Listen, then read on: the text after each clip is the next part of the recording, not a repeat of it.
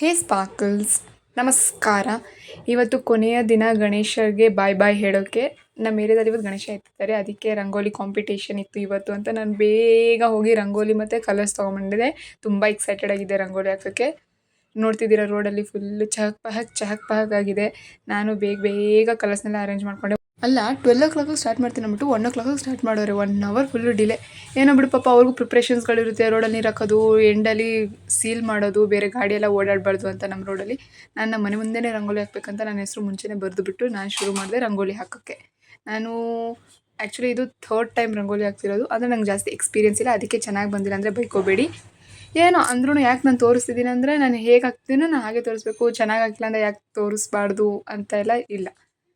ಚೆನ್ನಾಗಿರಲಿ ಬಿಡಲಿ, ತೋರಿಸ್ತಾ ಇದ್ದೀನಿ. ಮತ್ತು ಕಲರ್ಫುಲ್ಲಾಗಿ ಹಾಕ್ಬೇಕು. ನಾನು ಆ್ಯಕ್ಚುಲಿ ರಂಗೋಲಿ ಹಾಕಬೇಕಾದ್ರೆ ನನಗೆ ತಲೆಯಲ್ಲಿ ಏನು ನೋಡಿತು ಗೊತ್ತಾ, ನಾನು ಮೇ ಬಿ ಫ್ಲವರ್ಸ್ದೆಲ್ಲ ಏನಾದರೂ ಹಾಕಿದ್ದಿದ್ರೆ ನನಗೆ ಒಳ್ಳೆ ಪ್ಲೇಸ್ ಬರ್ತಿತ್ತೇನೋ. ನನಗೆ ಫಸ್ಟ್ ಪ್ರೈಸು ಸಿಕ್ಕಿಲ್ಲ, ಸೆಕೆಂಡ್ ಪ್ರೈಸು ಸಿಕ್ಕಿಲ್ಲ, ಕಾನ್ಸಲೇಷನ್ ಪ್ರೈಸ್ ಸಿಕ್ಕೈತೆ, ಪರವಾಗಿಲ್ಲ.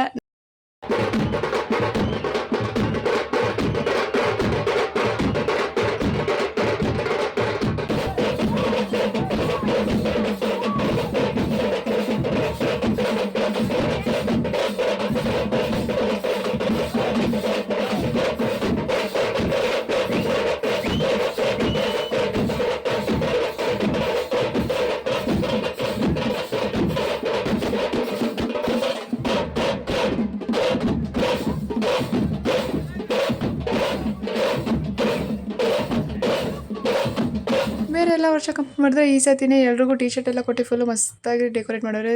ಗಣಪತಿ ಬಬ್ಬ ಮೋರ್ಯ. ನಿಮಗೂ ನನಗೂ ನಮ್ಮೆಲ್ರಿಗೂ ಚೆನ್ನಾಗಿ ನೋಡ್ಕೊಳ್ಳಿ.